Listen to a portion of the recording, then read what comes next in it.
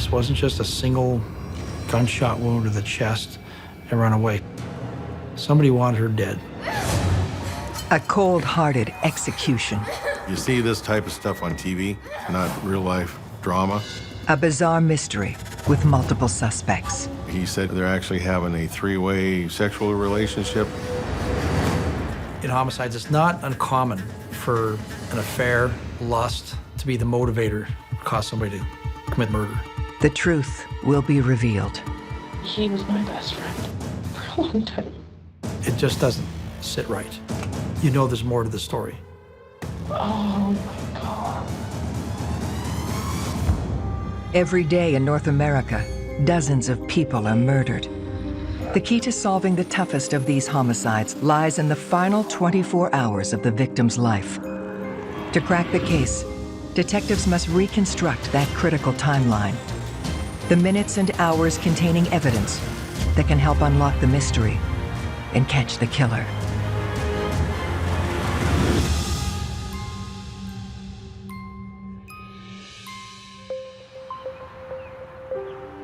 Yakima, Washington, a beautiful valley full of lush farmland in the heart of the state. Yakima Valley is a great place. We have over 300 days of sunshine a year. We can go skiing in the winter. And we go water skiing throughout the summer in the local lakes. 99% of the population are wonderful, genuine people. We have our everyday break-ins, burglaries, thefts, quite common. But most of the time, it's a pretty safe place to be. But on a quiet evening, the tranquility of this rural valley is shattered forever. That night, I was working graveyard shift patrol. 911 call came in about 8:28 in the evening. Sheriff's office. Hi, ma'am. This is Scott Sunford. The person who was calling was concerned because he had received several alarm trips from the house during the day and hadn't been able to get hold of his wife. Okay, did somebody break into the residence? I don't know. I've been out of town and I haven't been able to get a hold of the wife, so I was just hoping somebody can come meet me out there. Probably nothing, but I would feel better. Okay. All right, we'll get someone out there. The house that we were responding to was on a very long road. No street lights. The houses are set back a little bit. So I pull to the left of Mr. Sunford, and he has his door open of his car, and I can see that he has a gun by his side. He has a spotlight on, and I'm trying to figure out why he set up this way, almost tactically like a police officer would. I don't know. Maybe he's watching TV and he just sees this is how cops stand. And I asked him, did you go inside and look? He says, no, I don't know what's in there. I don't want to get hurt. So we decided that we're gonna go ahead and make an entry into this house. I have my duty pistol drawn. I'm in the low ready, and I'm what they call cutting the pie, and just working the angles of the door, protecting myself. I open the door, and it's dark, but I can see through ambient light. And I turn to the right to go down the hallway, maybe about 7 feet. And I saw that there's a body laying on the ground. I can see the bullet casings to her left.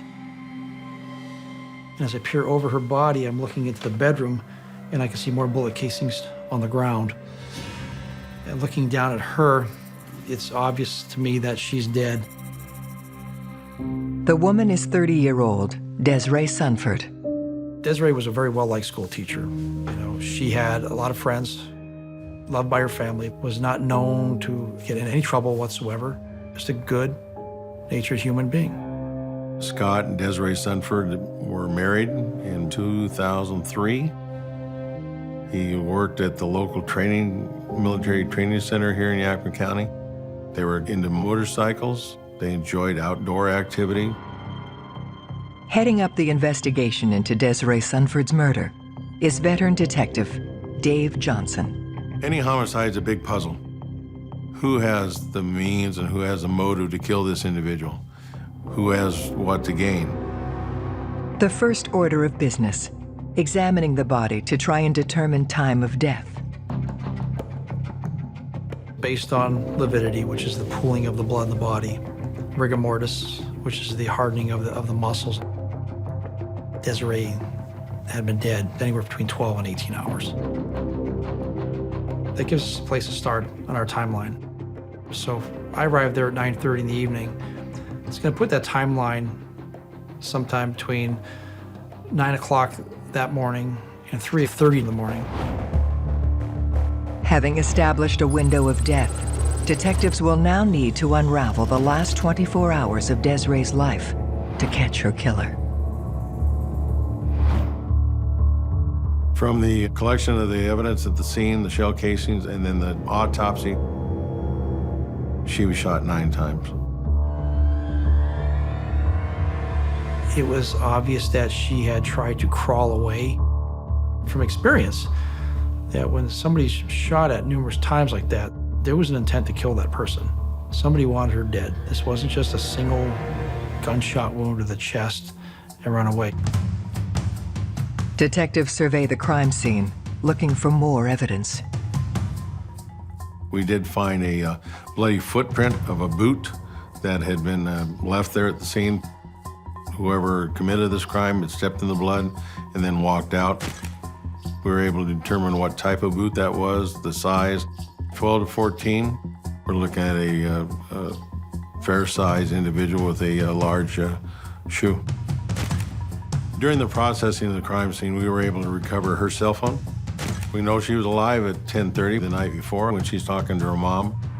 And we know that the alarm went off around 3:30 that morning. So it's starting to give us a timeline of what kind of activity is going on. It gives us an indication that they broke into the home, the alarm goes off, she wakes up. She got up to find out why the alarms were going off at 3:30 in the morning.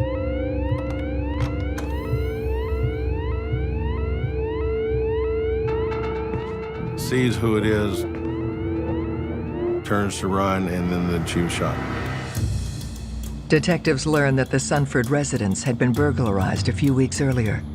The thief stole their laptop computer, jewelry, and a jewelry box. The back door of the house was broken into.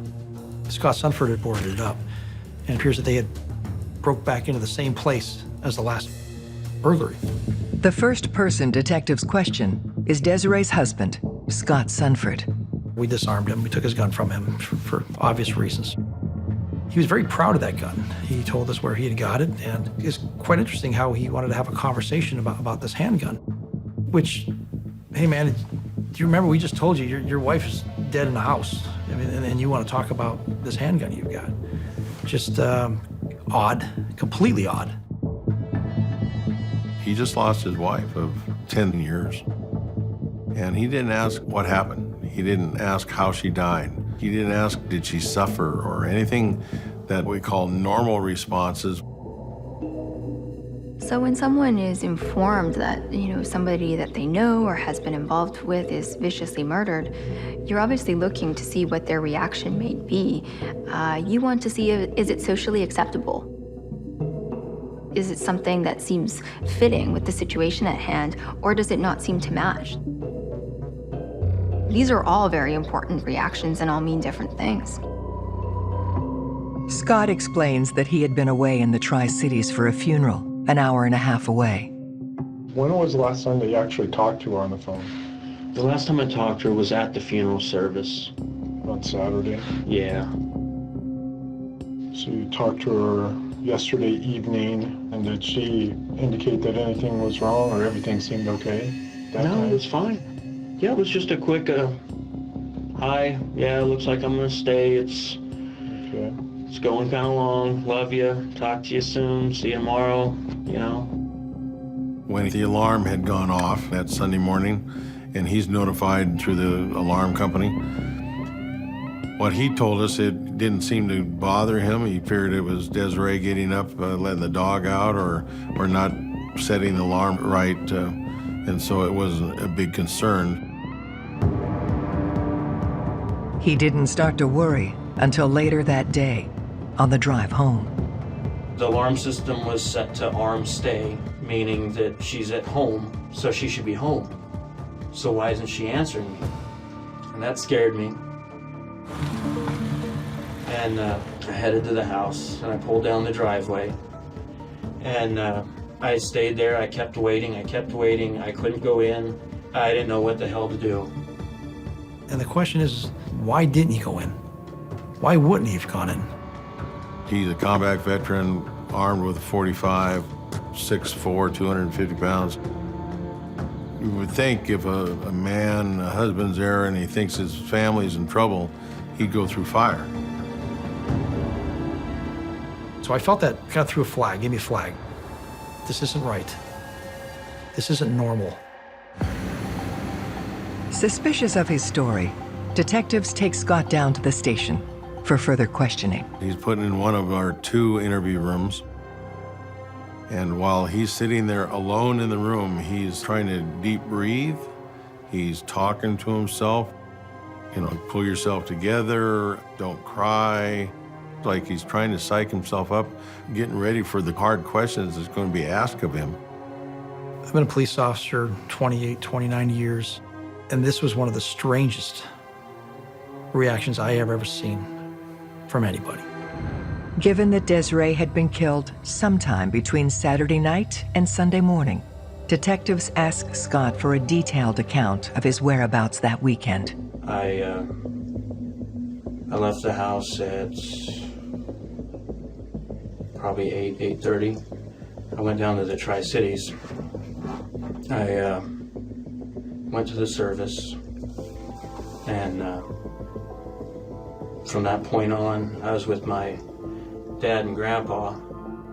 He spent the afternoon there with relatives after the funeral, and then he called Desiree and said, because of the weather, I'm going to stay here, spend the night, and I'll come home Sunday. During the interview, Scott did say that instead of staying with his dad, who lives down there, he did go to another home. Then you stayed at your dad's in Kennewick? No, I actually stayed with a friend, but... What's the friend's name? Oh, her name's Paige. She's a mutual friend. What time do you think you arrived at Paige's house? I'd say 12:30-ish. She had already went and laid down, so I had to go wake her butt up. Did Desiree know that you were going to Paige's? I don't know, honestly.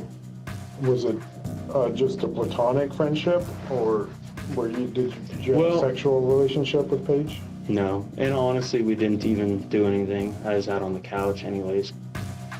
He said that he just spent the night there. He slept on her couch.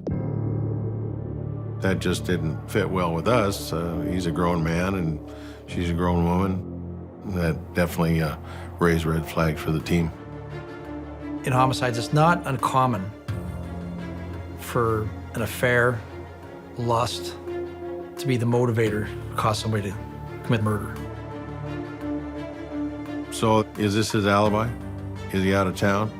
Is he really out of town? We need to go find Paige.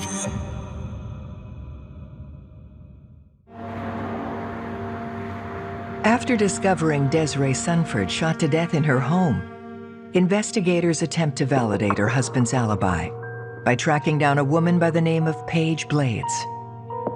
Paige is a single mother. She was in the military at one point. Now she works at a food manufacturing company, lives a few miles from there. We told Paige that Desiree had been killed. That's why we're there, to find out Scott's activity. He said he was with Paige. When was the last time that you saw Scott? Last Saturday, 2 nights ago. He came, he had a funeral in Tri-Cities. And we met for dinner up there, and he ended up coming back here to spend the night. So you met him in the Tri-Cities, and then you guys came back here together? No, I met him and I came home and dropped my son off with his dad. Scott didn't come until about 11 o'clock, 11:30 that night. Her statement was almost verbatim with Scott's statement that He came at a certain time, he left at a certain time. We thought she was very forthright, very honest with us. Did he coach you at all about what to say when we came to talk to you? No. He told me that he had been completely honest and that he hadn't hidden anything. But there is one notable difference between Paige and Scott's stories. What was the nature of your relationship with Scott? He's my best friend. Your best friends? When we first met, I was drinking really a lot. He helped me sober up. He helped me with a lot of personal issues that I was going through. We became intimate probably later that first year. He told us that it was just a friendship, that he slept on our couch, and she said, no, it's a lot more than that. We've been having an affair, and we do sleep with each other, and it was just not a casual relationship. Obviously, Scott was hiding something from us. We're wondering what other things he's hiding from us. They're just adding to those red flags from the initial time we first met Scott at the home, the night of the homicide. Detectives confront Scott about his affair with Paige. But what Scott tells them next turns the case in an entirely new direction. Well, Des didn't want me to say anything to anybody, but she kind of had mixed feelings. So at one point, her and Paige had a little thing going for a while there, a little experiment. Okay, so it was Desiree and Paige who had the sexual relationship? Yeah. But not you and Paige? Or we all did. Sometimes you and Paige too? Honestly, we all did. Scott tells us they're actually having a three-way sexual relationship. It's kind of one of those things where as long as we're going to do anything, we need to make sure we all are fine with doing anything. So it's everybody stays informed, avoid hard feelings. Scott told us that they were just one happy big family and everybody got along, that there was no conflict going on at all. We just didn't buy it. It just doesn't sit right. You know there's more to the story. Whenever you have a case involving, let's say, open relationships or polyamorous swinging relationships, and you have someone saying, you know, it's consensual, everyone's on board with this, frequently, there's usually someone who's not. And when you have the one person who can maybe confirm if it's one or the other, when they end up dead, it looks more like the latter, a love triangle, and not a consensual open relationship. Detectives aren't buying Scott Sunford's story, so they work to physically link him to the crime. So we get another search warrant to go through the house and collect any boots, clothing that would maybe connect Scott to the crime scene. We're looking for boots that may match the footprint that we found at the scene. We compared the shoes that we recovered from Scott's residence to the bloody footprint that we found at the scene, and they were not a match. Scott's still on top on the list, but as far as physical evidence or even probable cause to take him into custody, we have nothing at this point. The only other person of interest they have is the third wheel in Scott and Desiree's relationship, Paige Blades. In this case, where there's so many different scenarios at play, it can be pretty complicated to narrow down a motive, and in some ways there might be multiple ones. You know, my read of this case is perhaps it's long on lies and short on facts. So how do you determine what individual motivations are and how they played out to, you know, murder? Investigators dig into Desiree's cell phone messages, looking for insight into the nature of her relationship with Paige. There was a series of text messages between Desiree and Paige. It seemed to be contradicting from what Scott had been telling us so far, with Desiree really aware and comfortable with their sexual encounters. Desiree writes, "You guys' comfort level with each other is much higher than I'm okay with." Paige returns a text, "I'm sure I could have sex with him. I just don't think about it because he's married." Desiree then says, "I'm just getting frustrated. You two chat and show pics, and I tend to be left out."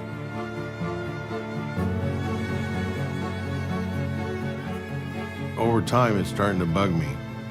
And Paige says, "I try to stay out of the way as much as possible. I understand if you don't want me here."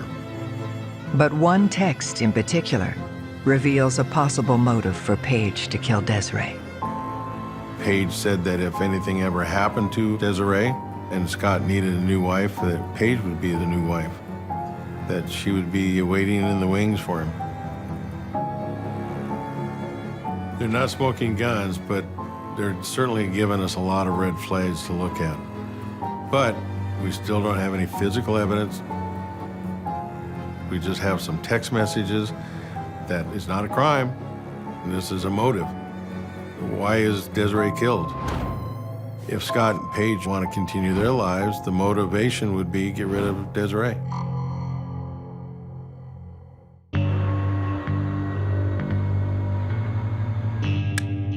Investigators are zeroing in on Scott and Paige as the prime suspects in Desiree Sunford's murder.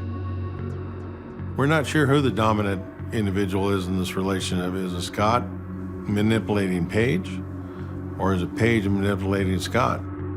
It could go either way at this point in the investigation. Then, they get a phone call that tips the balance towards Paige. We get information through a tip that Paige is pregnant. That kind of puts a new twist in the situation. Okay, whose baby is it? Is it Scott's? Is Paige more involved in it? She wants Scott all to herself. Did she have something to do with Desiree's death? It's possible that, Paige is a strong suspect. She's the other woman. She may present as a femme fatale character, somebody who's using her sexuality or her seductive appeal to be able to manipulate others in terms of getting what she wants. That could be love, that could be money, that could be power. As we look at Paige's phone records, we cannot put her anywhere near the Sunford home the night of the homicide. So as far as we can tell, she's not the killer itself, but that doesn't eliminate that she may know more than what she's telling us or directing someone to do it for her. Gut feeling tells me Paige didn't reveal everything. I think there's more to this than meets the eye. While investigators suspect that Scott and Paige conspired to kill Desiree, they don't have the evidence to prove it. Well, the case is really basically cold. At this point in the investigation, we're starting to be a little frustrated. We all believe that Scott is involved. We believe that Paige may be involved, but we have no hard evidence.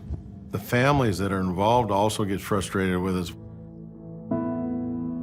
They're calling us sometimes daily. What's going on with the case? They're hurting. They're grieving. They want somebody held accountable for their loved one's death. And we want to give that closure to them. Over a year goes by with no leads, until detectives get an anonymous phone tip that turns the case around. So 15 months later, we get a call that says Marty Grismer is the person who killed Desiree Sunford. Well, that doesn't help us a lot other than it gets us excited we got somebody to talk to.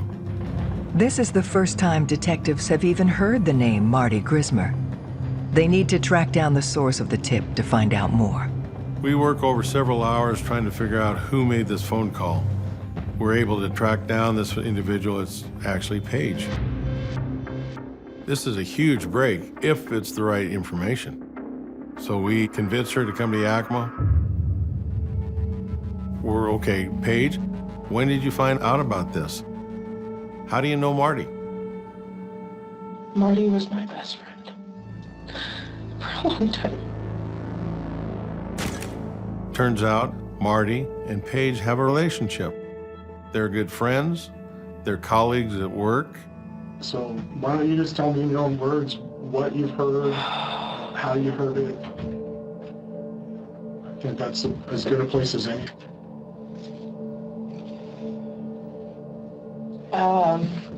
Last week, I had Scott over And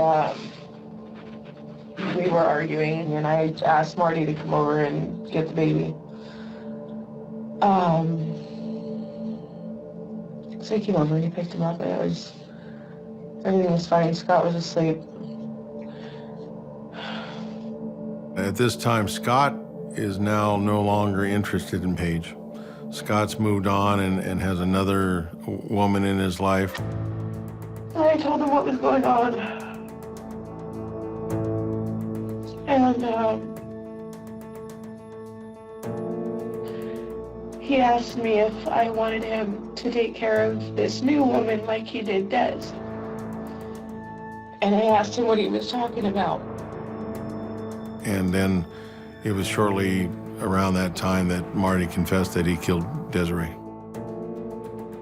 We had just found out about 3 weeks before the shooting that I was pregnant. Marty was one of the first people that I told. And apparently he decided that if the baby was Scott's, then Desiree would cause issues. Oh my God. She explains that Marty will do anything for her to make sure she's happy. And if that means taking out Desiree, he'll do it. And he did.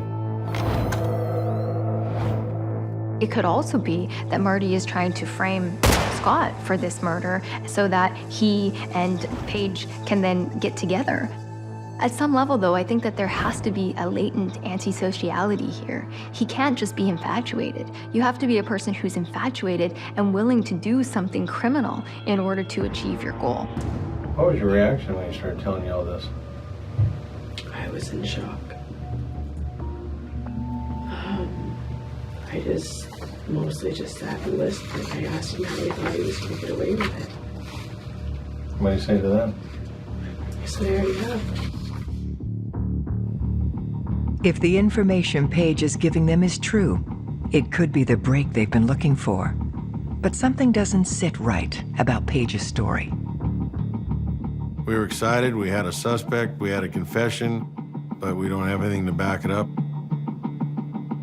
It was a strange motive with Marty wanting to take care of something and not getting anything in return. That was strange. So we're wondering how much Paige is trying to redirect this information. Is she directing us the wrong way again? Get the light off of her and Scott and threw Marty under the bus? I've never had a case like this take a twist like this before. You see this type of stuff on TV and fiction, not real life drama. But, you know, I've been doing this a long time, and sometimes you can't make this stuff up.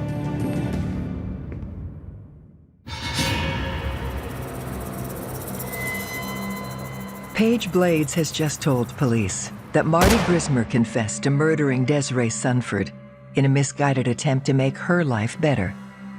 But detectives aren't fully convinced. We're getting a feeling that Paige is a kind of a worldly young lady. She's had many relationships. We're not sure how she manipulates everybody in these relationships. We have thoughts that, okay, is she trying to point us in a different direction, make Marty a scapegoat? We don't know. But Paige says she can prove she's telling the truth. So our next move is Paige agrees to wear a wire, and Paige tries to get Marty to tell us everything he knows on tape. Have you given any thought to when or where the safest place to meet him might be? We work together, but I would really hate to do it for it. So it wouldn't, you guys are close enough to where you could call him and say, hey, meet me here, and it wouldn't be a big deal. You guys pretty much, yeah. There are risks for having someone wear a wire when engaging with someone who's a person of interest in a violent crime. And legally, it can be seen as entrapment. Police officers are experts at getting confessions, and even they have difficulty. So the average person even if they're very close to the person who committed the offense, is not necessarily going to be able to get a confession. She was nervous. She was had some anxiety about it, but she was willing to do it and wanting to get this done. So we got the order and a meeting was set up. What is the word that we are using that if something bad happens that you were going to say? Avalanche.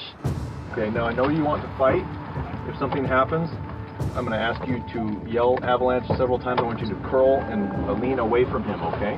Where are you guys going to be sitting? We will be in parking lot. Okay. Probably less than 20 yards away, 25 yards away. We have a team of investigators up there. They're posted in different locations around this coffee shop to not only be able to hear what's going on, but also be able to observe what's going on. And if Marty does confess to the crime on tape, we'll take him into custody. Saved you a spot? Give me a hug, asshole. Hey, I'm just saying, you didn't give me a hug last time I saw you. I was very hurt. Paige is told that she can direct it a little bit, but we don't put anything into his mouth. It has to be all his statement. Paige bides her time, looking for the right moment to bring up the murder. Give me a minute of your time with nobody around.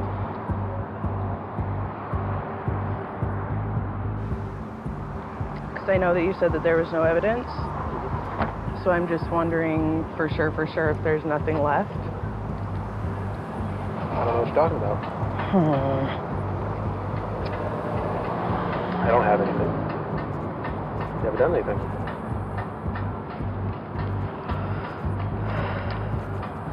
You can't freak me out, put me in full-on panic mode, and then just be like, nope, I don't know what you're talking about. There's nothing anywhere or anything on anything. It's as clear as mud, right? Marty's not being very cooperative. We're not sure if he's getting a second sense of something going on, but he does not talk about the murder. Paige tries to direct him, come on, tell us what happened. And he's basically saying, I don't know what you're talking about. I've smoked a carton and a half since last Friday. That's from all this stress. Yeah. I've calmed down a lot, but I'm still kind of in panic mode. Can't imagine why you're panicking. Oh, yeah. Gee, I wonder.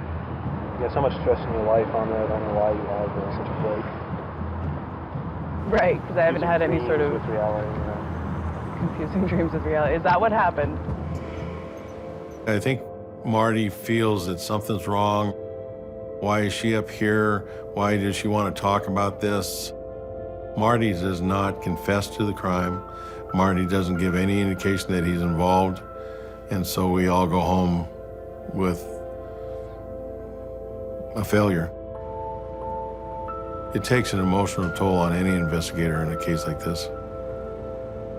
These detectives go out there and they bust their butts, and their sole purpose is to get justice for the family. It's their job. Not only is it their job, but it's something they believe in. They want to solve this crime. Yeah, we're back to square one.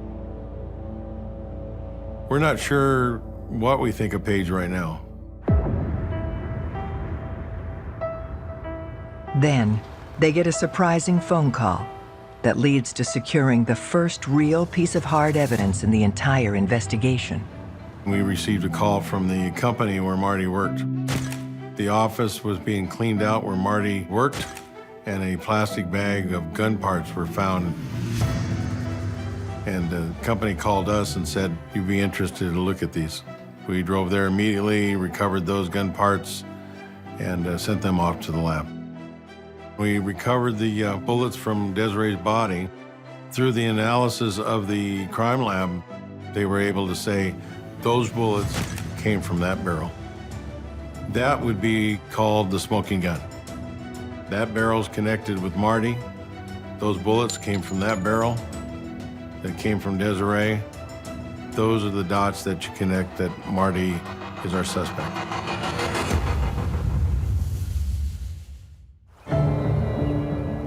Having discovered the murder weapon, detectives close in on Marty Grismer.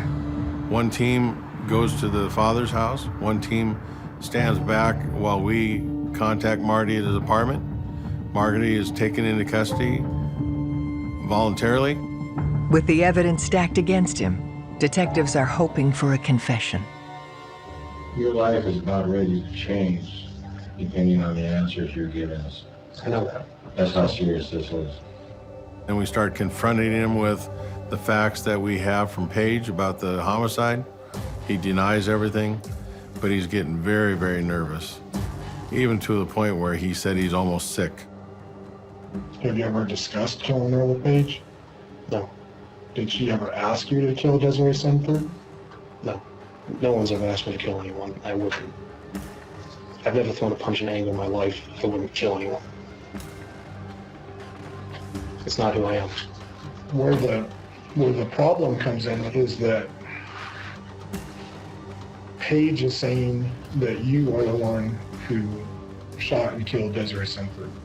She said that you confessed that to her. And she came in and gave a tape statement to that effect. He does admit that he bought gun barrels from a certain company, which matched the barrel that we had, that we found at the workplace, but he had no confession, no detail regarding the homicide of Desiree Sunford. Can't believe that. Just trying to ruin my life here. I mean, I haven't done anything wrong on her, but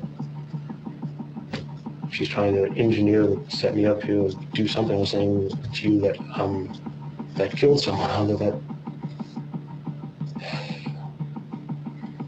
It makes me sick.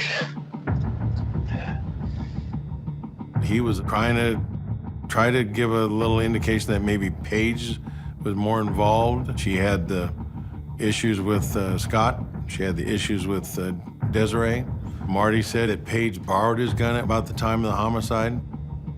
Getting to the truth in this case is very hard. You have lies upon lies. You have many different deceptions at play here. And so you need to be able to look for additional forms of evidence that can rule in or rule out certain people of interest. You can't just take what people say at face value, because clearly we have some practiced liars in this scenario, people who are well versed at using deception to get what they want. Unsure whether Marty Grismer is lying, they search his residences, hoping to find something to settle the question of who killed Desiree once and for all. While we were doing the search warrant of Marty's dad's home, we found shoes that matched the size of the footprint we found at the crime scene in the blood. And that's not the only piece of incriminating evidence they find. Workers at the plant where Marty worked found items that were connected to the Sunford burglary before the homicide. They found the laptop computer belonging to the Sunfords, the jewelry box belonging to Desiree Sunford, and jewelry belonging to Desiree Sunford. We have the information that Paige told us. We have the gun. Ballistics matched that barrel to the slugs recovered from Desiree. We felt we had a case enough to arrest him. Detectives charge Marty Grismer with the first-degree murder of Desiree Sunford. And Marty just didn't really give any major emotion that he hadn't already given us. He was upset, he felt sick. We arrested without incident. He was transported back to Yakima and booked in the county jail. Investigators now believe they know what happened to Desiree in the final 24 hours of her life. She did talk to her mother about 10:30 that night. It had been Saturday night before she died. She basically sounded like she was taking care of the dogs, doing some last-minute schoolwork, and Scott was gone for the weekend, and she was going to be uninterrupted. Based on what Marty told Paige, he left Moses Lake area about 1:30. It's about a 2-hour drive to Yakima. He arrives in Yakima, locates the key for the house that he knew about. opens up the door, sets off the alarm, walks in. Desiree wakes up.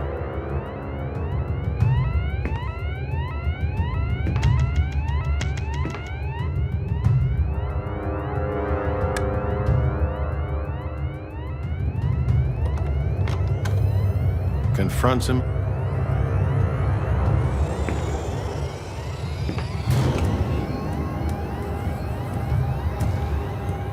He fires his gun 9 times.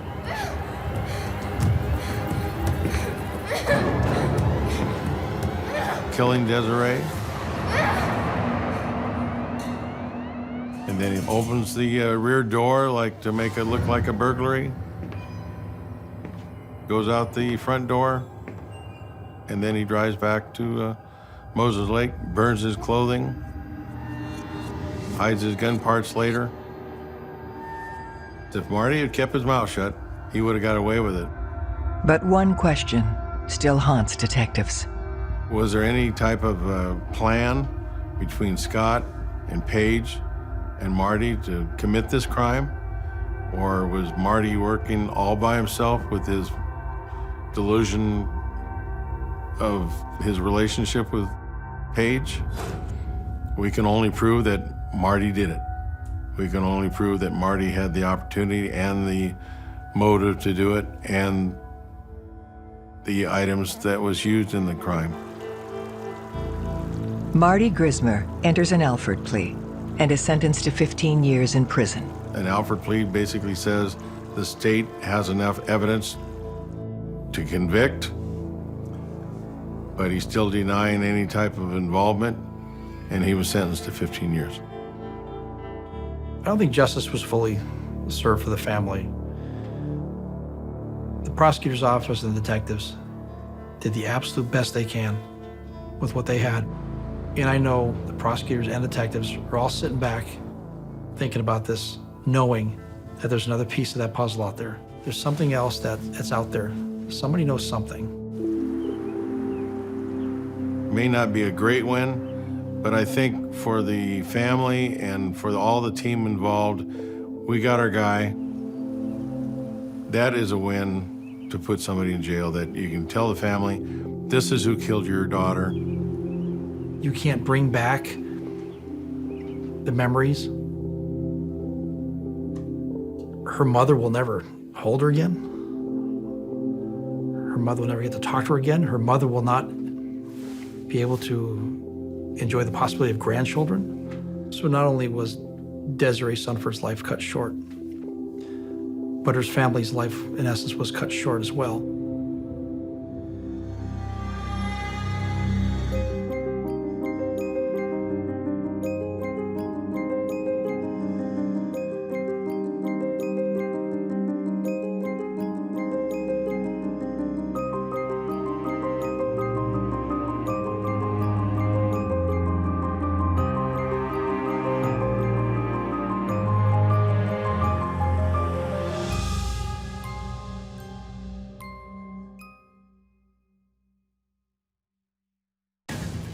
He had 8 projectiles in his body, and one of them was in the middle of his head. What we would call a stone cold assassination. An execution-style murder. This person gunned him down and made sure that he was dead before he left. In my 20 years in law enforcement, I've never seen such a brutal murder. And nobody called 911 hearing gunshots. A man with many enemies. Some liked him, some didn't. It was a pretty rough breakup. She was very irate and yelling and causing a scene. There were notable run-ins that those 2 gentlemen had. The truth will be revealed. We have a love triangle, and one of these 3 is dead, and 2 of them are now together. I thought, this might be the person who committed this crime. Every day in North America, dozens of people are murdered. The key to solving the toughest of these homicides lies in the final 24 hours of the victim's life. To crack the case, detectives must reconstruct that critical timeline. The minutes and hours containing evidence that can help unlock the mystery and catch the killer.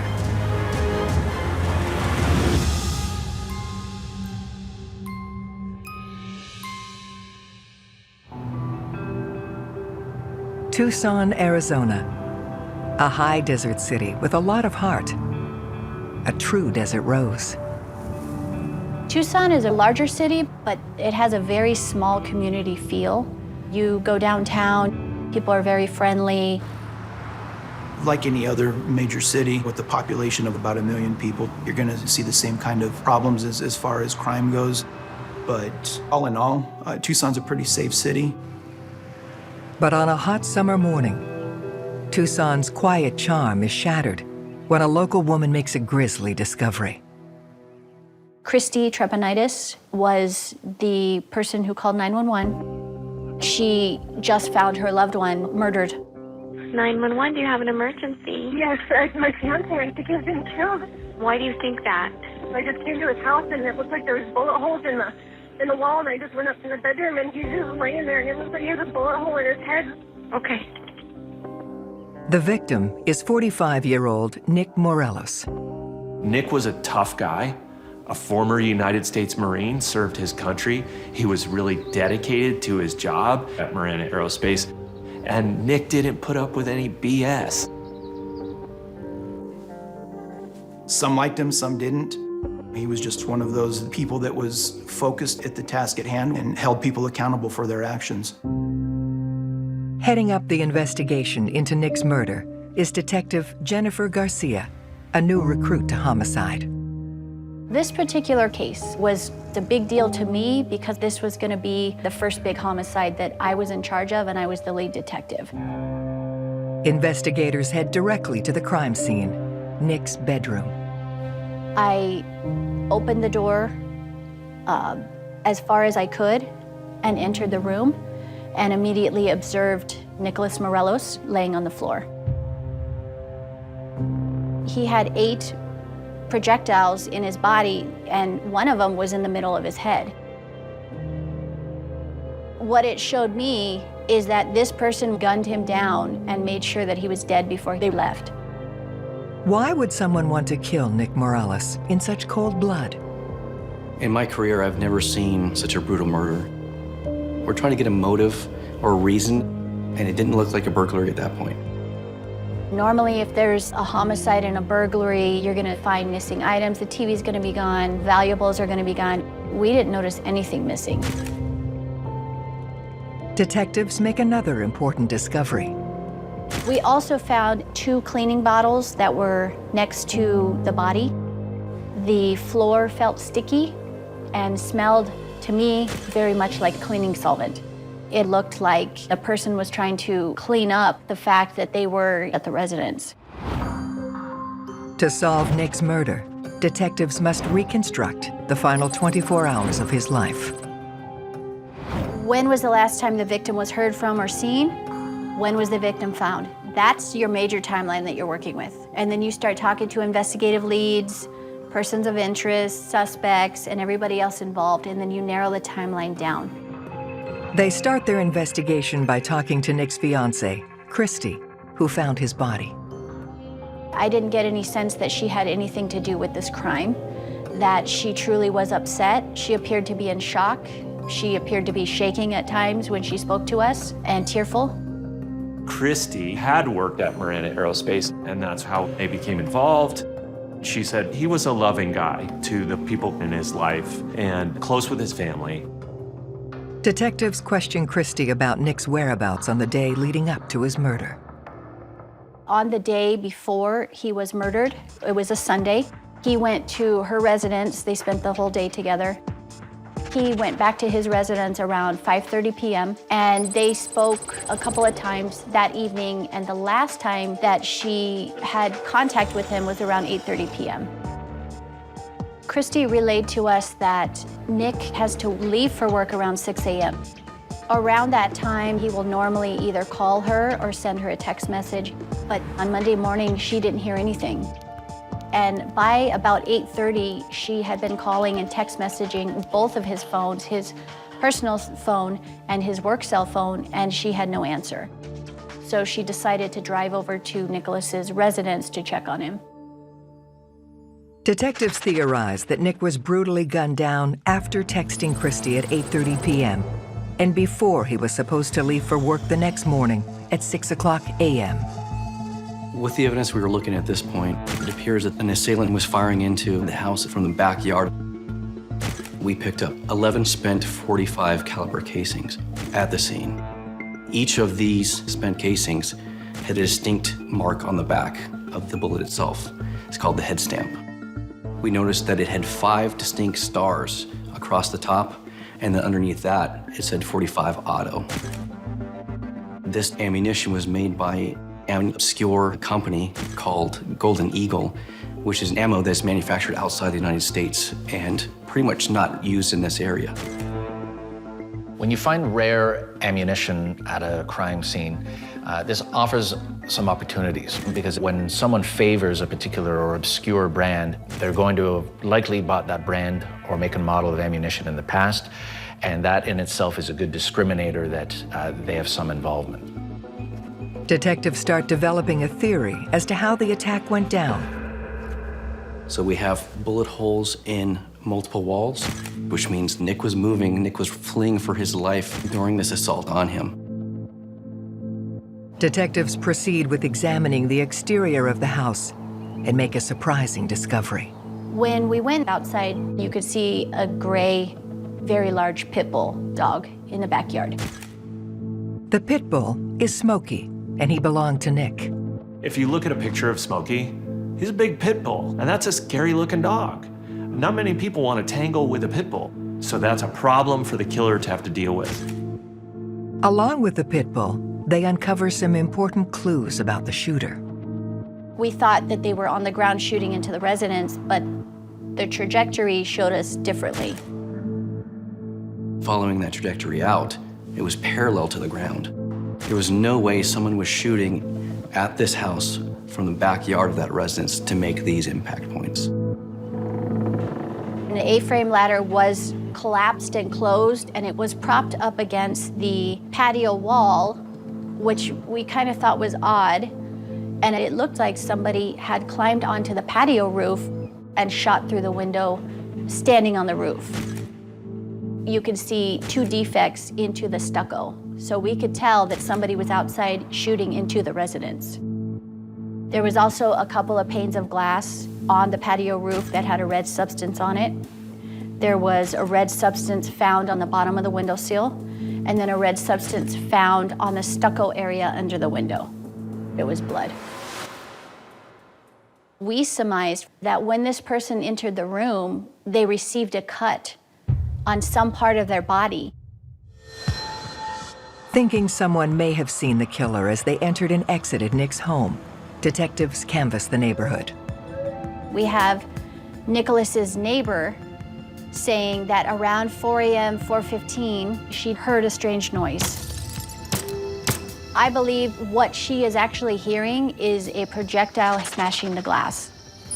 The neighbor's statement helps detectives significantly narrow Nick's time of death, but questions remain about the sound she heard. We thought that there might be a silencer or a suppressor that was used in this crime, because 11 projectiles were fired from a gun and nobody called 911 hearing gunshots. The use of a silencer really has one purpose, which is to conceal the sound of a gunshot. But even though they're perfectly legal to own and use in the state of Arizona, they're not necessarily easy to fire with. That tells us that this is an experienced shooter who not only acquired the necessary equipment, but has put some rehearsal into firing with a silencer. A silencer explains why the neighbor couldn't distinguish the sound of gunshots. But why wouldn't she hear Smokey barking in the backyard if there was an intruder? The dog was reported to, I think, have slept in Nick's bedroom. So this speaks to routine. And so when folks are interviewed and they don't hear the dog outside, there's a number of theories, I think, that could explain this. One is that a person known to Nick and the dog did this to be able to remove it from inside and take outside. Or another one is somebody with information about either how to manage animals or had information about Smokey in particular could have done it. So now you have somebody going in through the bedroom window, somebody staying and cleaning up, somebody who effectively used a silencer and evaded detection in that way. You could conclude that the killer was more sophisticated, what we would call a stone cold assassination, and probably somebody who knew Nick. Nick Morelos was gunned down in his own home, the victim of a targeted attack. Believing the killer to be someone in Nick's circle, detectives shift their investigation to his workplace, Marana Aerospace. Nick was the director of maintenance, and he's really kind of a success story as far as how he rose up through the ranks of the company. We were looking to see what his involvements were at work, and did he have any issues or problems with any current employees or past employees that may be bad enough to where it gravitated towards something like this happening. We made contact with the human resources director. Nicholas had several negative exit interviews where ex-employees had mentioned his name and had mentioned his managerial skills as one of the reasons why they left the company. That kind of led us to talk to some of the employees there and try to figure out what was going on with Nick at work. One of the first employees detectives speak with is James LePan. Nick had a really important position there at Marana Aerospace. James, not so much. He was somebody who worked on inspections on the airplanes, but certainly had not risen to Nick's level in the organization. Police ask James about his relationship with Nick. In the weeks before Nicholas's murder, James had made a couple of complaints, and there were a couple of issues at work between Nicholas and James. When we asked him about his working relationship with Nick, he stated that it was tumultuous. Nick was always on him at work. He yelled at him. James felt that he was being targeted and possibly picked on by Nick Morelos. There were notable run-ins that those two gentlemen had, and so that's a known factor. James didn't like Nick because of work. And we've seen that as a motive for murder before.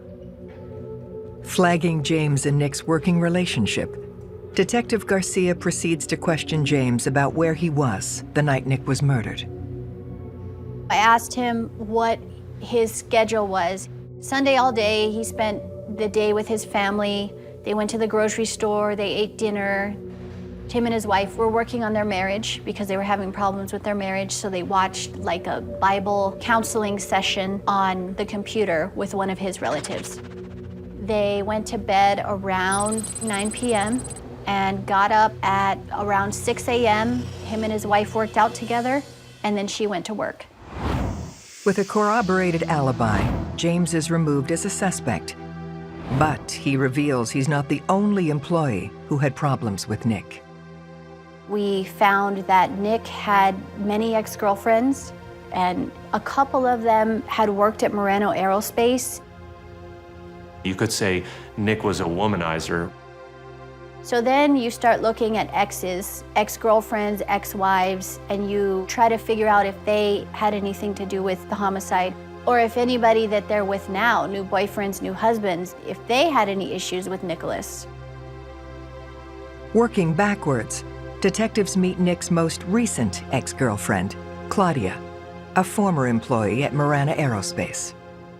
When I spoke to Claudia, she was very cooperative. She described Nick as a good person. The relationship was very good. The breakup was very amicable. She was a lot younger than him, and I think she wanted to focus on a family, and he was already past that threshold in his life. She provided any information that I asked. I didn't feel like she was hiding anything, and I didn't feel like she had anything to do with this homicide. Claudia is a non-starter as a suspect. But when Detective Garcia asks if there is anyone else she thinks would have had reason to kill Nick, she offers up a name, Jessica. Jessica also works at Marana Aerospace, and she was also Nicholas's ex-girlfriend. A year before his murder, Nick had been dating Jessica, and then suddenly there's a split with her, and he's with Claudia. It was a pretty rough breakup. And Shortly after she moved out, Claudia had moved in. One day, Jessica went to Nick's house when Claudia was inside the residence and was banging on the door, wanting to go in, wanting to talk to Nicholas and Claudia. She was very irate and yelling and causing a scene, and she said, "I know that Claudia's in here."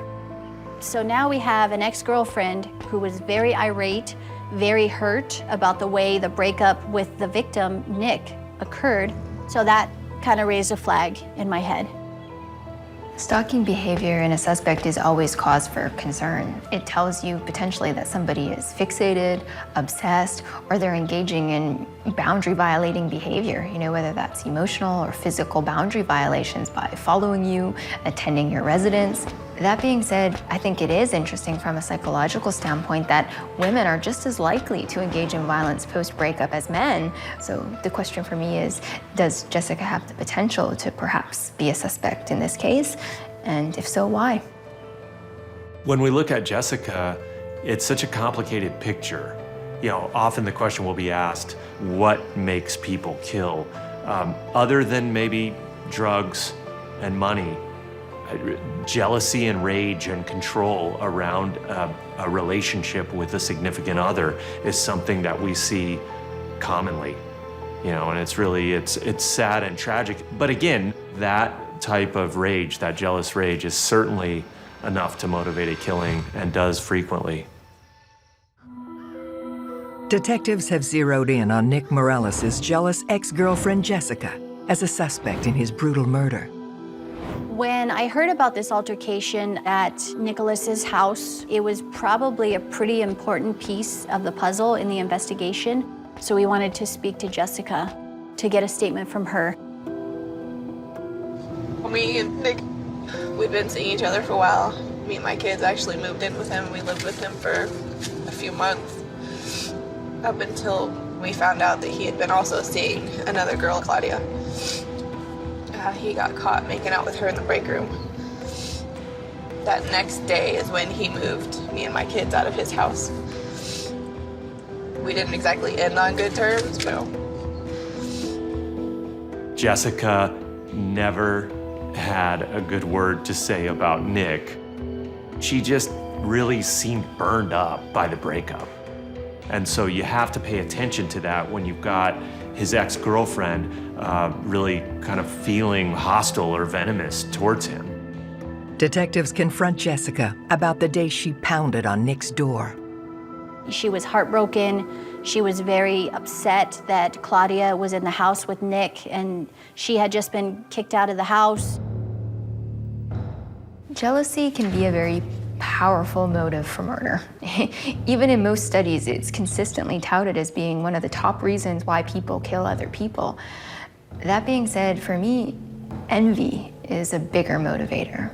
So envy is like jealousy. You covet what you can't have, but you also want to destroy it.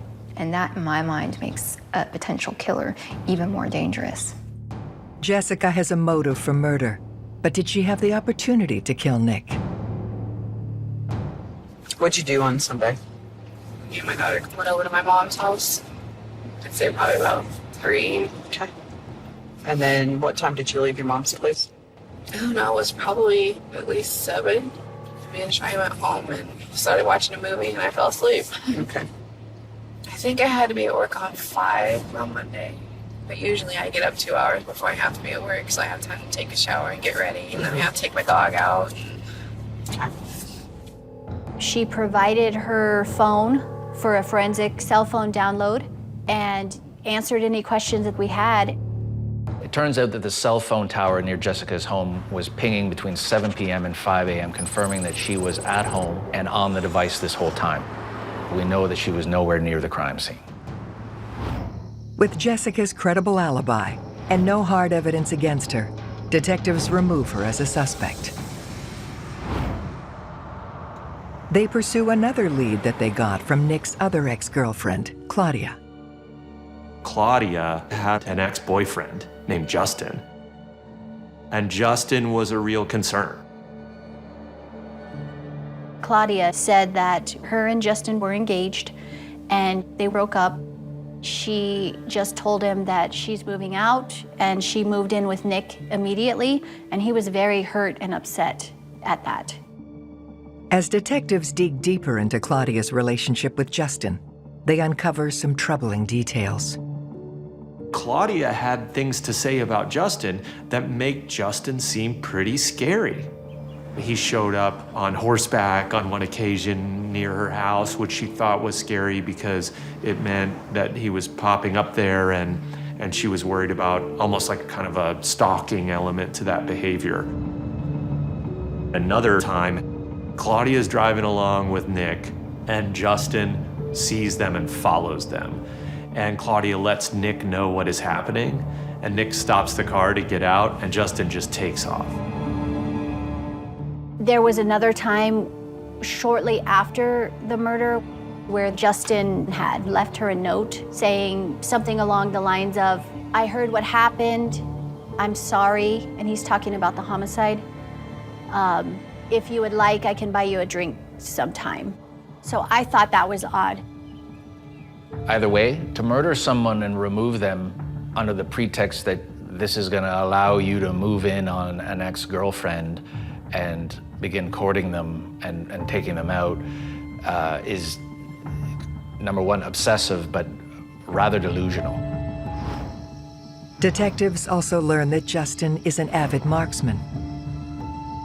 In this investigation, there was a pretty specific weapon involved, a .45 caliber handgun. And so when I spoke to Claudia, she had mentioned Justin had many guns. As detectives continue to put more of the pieces together, they come across a curious piece of information.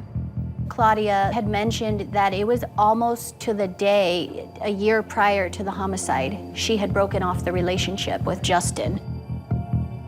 So Justin has reason to be really upset with Nick, and the year to the day element just seems strange. It's like a strange coincidence. We all know that in police work there are no coincidences, especially in murder investigations, especially in murders as seemingly organized as this one. So when they start to rack up in Justin's case, not surprisingly, he becomes the prime suspect. With evidence of a credible motive, Detective Garcia hauls Justin in for questioning. I'd like to talk to you about an investigation involving Claudia. I'm assuming this probably has to do with, your ex-boyfriend. I'm guessing I just heard about this, but is that what it's about? Who is her ex-boyfriend? I don't know. Okay. People lie to the police all the time. So when you go talk to somebody, you have a 50-50 chance that they're either telling you the truth or they're lying. And you just have to, through your investigative skills, by putting all the pieces together, you have to figure out if this person is being honest with you or not. Detective Garcia pushes Justin on how he's feeling about Claudia and the breakup 1 year later. I was pretty broken up about it for like a long time, like 10 months. And then it all just stopped. Like all the bad stopped. It was awesome. I don't really believe in God or whatever, but I was like, dude, just in case, I prayed. I was like, thank you. At the time, it didn't seem like it bothered him anymore.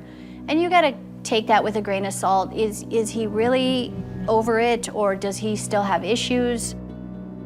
I've certainly seen cases where someone's breakup can lead them to take desperate measures. When you're fueled by passion, heartbreak, betrayal, that can make you do irrational things. And if someone is so desperate that they want to get someone back, or they can't stand seeing their ex-lover with someone else, they're not thinking straight, and it can turn deadly. As the interrogation continues, Detective Garcia notices that Justin has a suspicious injury. When I was talking to him and looking at him, I observed some superficial linear scratches up his arm. The reason that that's interesting is because we know that when the first shots are fired, the killer is outside.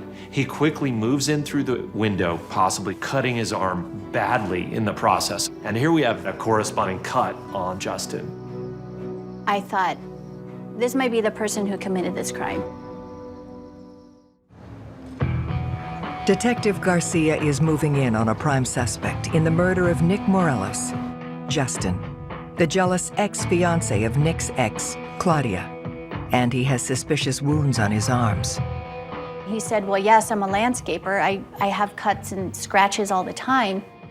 So I asked him if I could take photographs of him and of his injuries on his arm. He said no.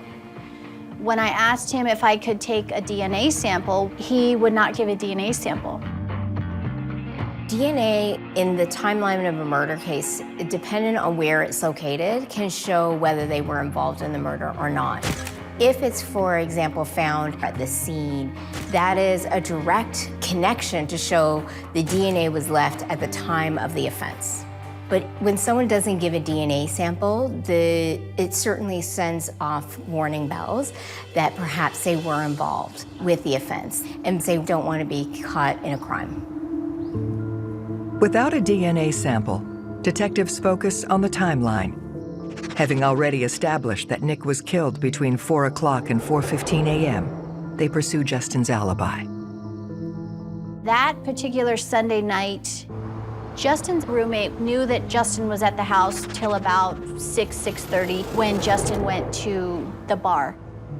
He said that he was there till about 12:30. He then comes home. He went to bed. I believe he got up at about 6 a.m., took some aspirin, and then went back to sleep. Justin's alibi appears to put him far away from the crime scene at the time of the murder, but Detective Garcia wants solid proof. We obtained video surveillance from the bar showing Justin at the bar all the way up until about midnight or 12:30. But then after that, to about the following morning, there was nobody able to corroborate his alibi. She's established a motive and opportunity, but Detective Garcia still needs physical evidence to connect Justin to the murder. We continued to talk to him for maybe half an hour. At the end of the conversation, he finally agreed to give a DNA sample.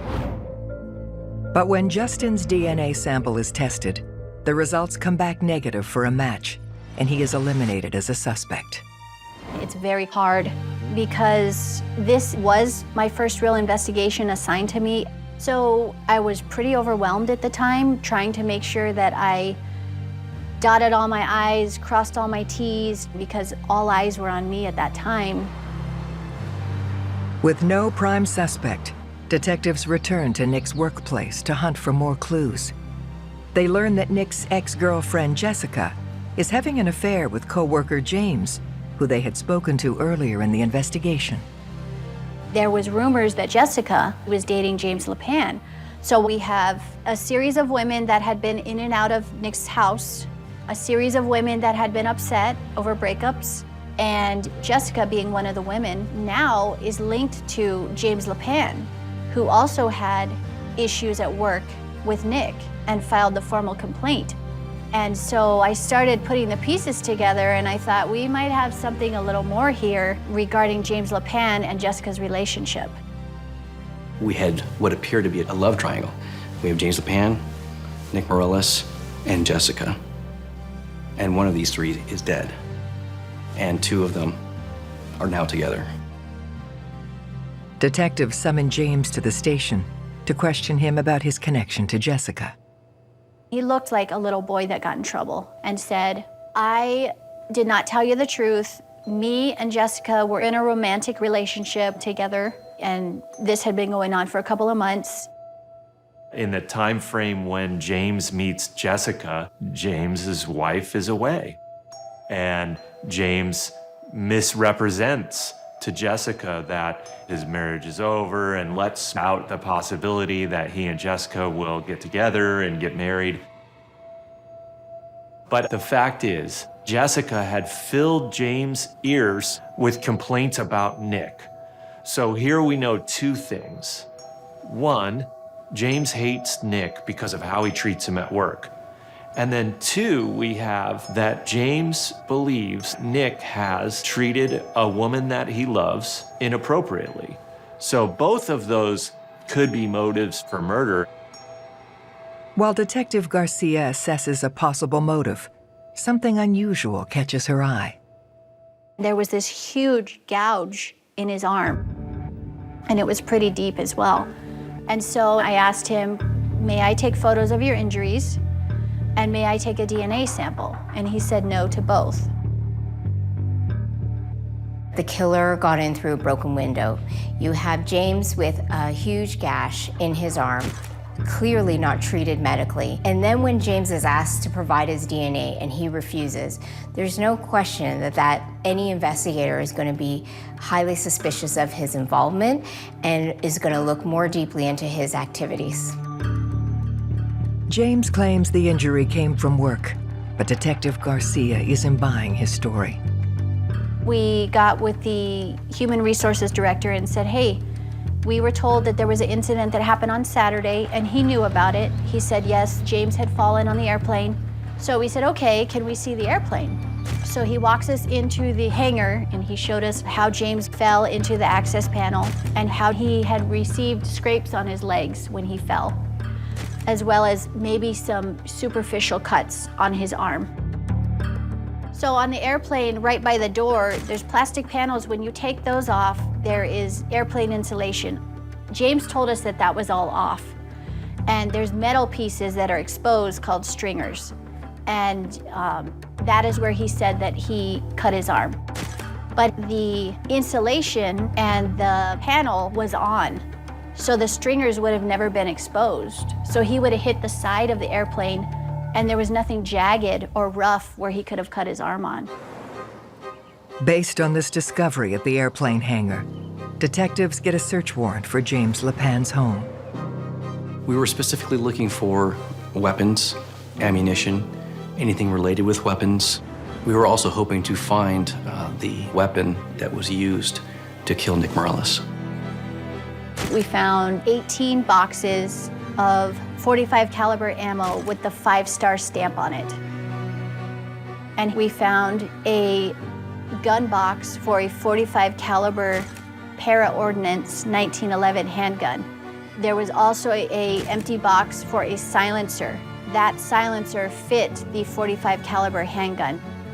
We also found a pair of blue pants that was tucked up high in his closet with bloodstains on it.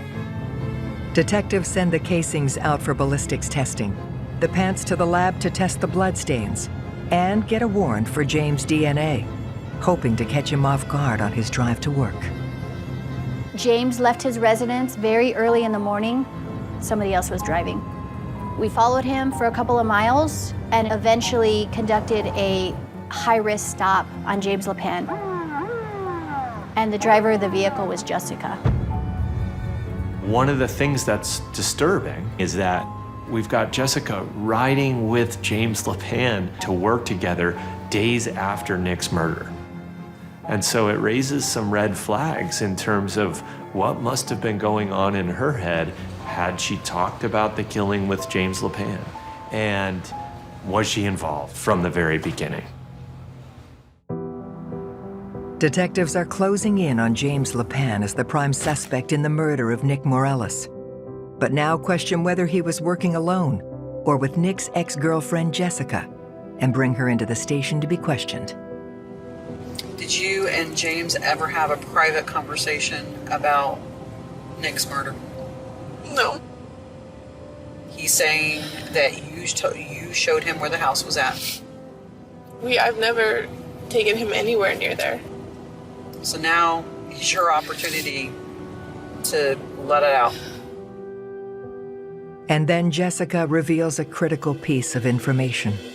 The evening of the murder, and we're talking hours before the killer goes in through Nick's window and kills him, James LePan is texting with Jessica saying his pit bull ? And Jessica's writing back, his dog's name is Smokey. James LePan is asking about the pit bull that Nick had, and Jessica is providing information about the pit bull. And again, Nick is going to be dead within a few hours, and then Jessica's going to find that out, assuming she didn't know. and they're gonna be riding to work together, spending time together in the days after the murder. They have plenty of time to have conversation. And one would think the conversation would be, what the heck?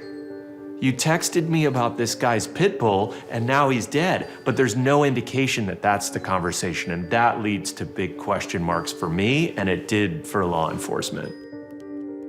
The text messages to Jessica alone speak to the elaborate premeditation of this crime. I mean, the dog being outside at the scene was significant in its own right. The fact that we see these detailed inquiries being made to Jessica about the dog, its habits, its movements, where it is at that particular moment, I mean, things really start adding up here. He's gaining essentially inside knowledge and doing reconnaissance of the scene before he even gets there to commit the murder. When detectives drill down on her, Jessica offers up information about James and his experience with guns. James has taken specialized tactical firearms training in the past.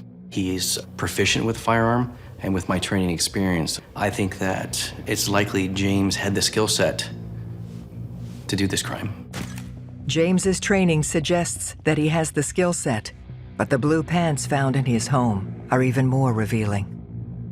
When we get the test back from the lab work that was done, there was an area that had been tested from the pants that showed James LePan's and Nick Morelos' DNA on them. But then it didn't even stop there. We had James LePan's DNA in the form of blood left in multiple places throughout Nick's bedroom. Also, the casings we found in James LePan's house, when those were tested for ballistics, those casings matched the casings at the crime scene. At this point, all arrows are pointing towards James LePan in this investigation. Despite having hard evidence against him, James LePan has a corroborated alibi. So we had James LePan and his wife giving the same statement. But then, his wife Serena comes forward with a shocking revelation. James forced her to lie about his alibi and threatened her with abuse if she didn't comply. She had finally had enough. The impact of abuse on an abuse victim is so huge in so many different ways. But what we do know, of course, there's a lot of fear. So it's not uncommon for people to lie to cover up for an abusive partner because they're afraid of them and they're afraid of what could happen if they don't. And then sometimes something happens to remind you that this is not something that's normal, this is not okay, and then you are also forced to reconcile that difference. And so, people might come forward with information or take risks that they ordinarily wouldn't because they now realize what the situation is. Serena tells detectives that James had always been jealous of Nick. There was this competition between James and Nick. You get a lot of guys that have that A-type personality, and that was just kind of part and parcel of James and Nick's personalities. Someone like James would be incredibly envious of somebody like Nick. I see James as somebody who possibly collects injustices, collects grievances. If you're an arrogant person and you feel like you deserve more and you're special, you're gonna be affronted when somebody says to you, no, you can't park in that parking spot, or no, you can't do these things. And so at some level, I wonder if this narcissistic wound that he has that keeps festering for him, plus this enviousness of Nick and wants to be more like him, added to this warrior mentality. He sees himself as a pseudo commando, has this military type background. Those things combine for a toxic mix for revenge and violence. Detectives are now able to reconstruct the final 24 hours of Nick's life. After spending his Sunday with Christy, Nick goes home and he's in bed at his own home by 9 p.m. James and Serena were having that counseling session at home and went to bed early, roughly between 9 and 9:30. At 3:30 a.m. on Monday, James sneaks out of the house and we know is at Nick's place, positioned outside the second floor window by 3:50 a.m. Nick wakes up and lets Smokey out at 4 a.m. James knew that habit because LePan had conversations about Smokey the pit bull with Jessica. And then he waits, Smokey's in the backyard, and then he begins firing. And then he goes in through the window. Nick is moving. There's a closely packed pattern of shots and a final shot to his head. James LePan cleaned up and got home before 5:30 or 6, went to bed, and he didn't get up till 6 a.m. James LePan is a monster. He murdered Nicholas Morelos for no other reason than jealousy. He gained nothing out of it. He destroyed the victim's family, the victim's extended family. He destroyed his family. On October 2nd, 2018, James LePan is convicted of the first-degree murder of Nick Morelos. He is sentenced to life without parole. In my 20 years in law enforcement in Pima County, this is the only incident that I can think of where these military, paramilitary type of tactics were used to hunt someone down and kill them. This case was very important to me, and I'm very, very proud of myself. We were able to narrow down suspects very quickly, get the suspect off the streets, make the public more safer, so I'm very satisfied with the way this investigation panned out. I can't bring Nick back, and the family, it will still be a devastating tragedy for them the rest of their lives, but we can do something that helps them in some small way. They're looking for justice, and I get to try my best to give them a little piece of justice. And so I'm honored to serve my community and do that work.